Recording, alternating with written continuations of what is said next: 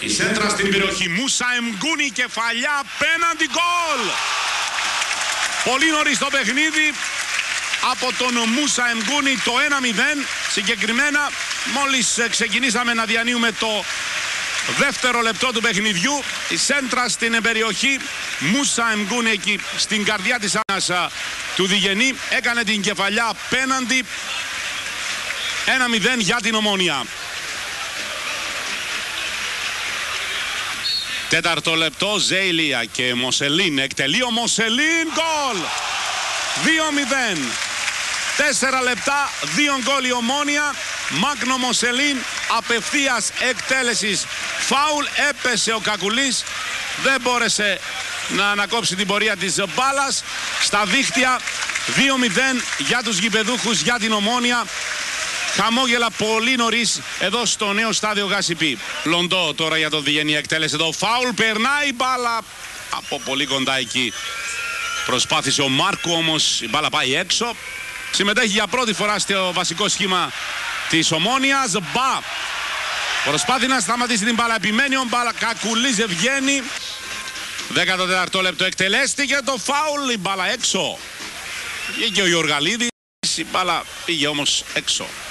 Θεοδότου μπροστά για τον Εμγκούνι. Εμγκούνι κάνει το σούτ έξω. Ζεηλία για τον Νικόλα Γεωργίου. Νικόλας Γεωργίου, το γύρισμα πίσω, η μπάλα στον τερματοφύλακα.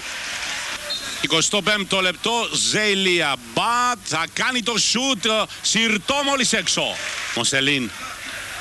Εμγκούνι μέσα στην περιοχή, κάνει το πλασέ, αποκρούει με τα πόδια εκεί ο Κακουλής. 43ο λεπτό. Εμγκούνι που πέρασε μέσα στην περιοχή, απέναντι παλιά, τελικά δεν φτάνει στον Θεοδότου. Ζεηλία, το σούτ, Κακουλής μαζεύει την μπάλα. Η σέντρα στην περιοχή, βγαίνει ο Κακουλής, μπαγκολ. 3-0 για την Ομόνοια από τον Ισμαήλ Μπα στο 61ο λεπτό. Η σέντρα στην περιοχή από τον Μοσελίν, έπεσε ο Κακουλής. Η μπάλα δεν έφυγε μακριά. Από κοντά εκεί ο Μπα έκανε το πλασέ. 3-0 για τους γηπεδούχους. Ρατ. Έξυπνα για τον Λοντό απέναντι από τον Γιωργαλίδη που βγαίνει και μαζεύει την μπάλα. Μοσελίν εκτέλεσε το φάουλ για τον Ζεηλία. Η παλιά απέναντι, τελικά κόρνερ από την παρέμβαση του Κακουλή. Παλιά προωθημένη για τον Εμγκούνι στην περιοχή. Πέφτει κάτω ο Εμγκούνι. Ζητούν πέναλτι της Ομόνοιας. Ο κύριος Καπιτανής έχει αντίθετη άποψη. Μοσελίν, τακουνάκι για τον Ζεηλία. Μπροστά για τον Μπα. Προσπάθησε να περάσει την μπάλα. Πέναλτι σφυρίζει ο κύριος Καπιτανής. Σε αυτή την φάση ο κύριος Καπιτανής δεν σφύριξε προηγουμένως σε διαμαρτυρίες των φίλων της Ομόνοιας σε πέσιμο εκεί του Εμγκούνι. Σφυρίζει τώρα σε αυτή την φάση που βλέπουμε. Έτοιμη εκτέλεση του πέναλτι. Εκτελείται γκολ. 4-0 από τον Ζεηλία. Βλέπετε πως πανηγυρίζει ο Ζεηλία το γκολ που πέτυχε μετά την εύστοχη εκτέλεση πέναλτι.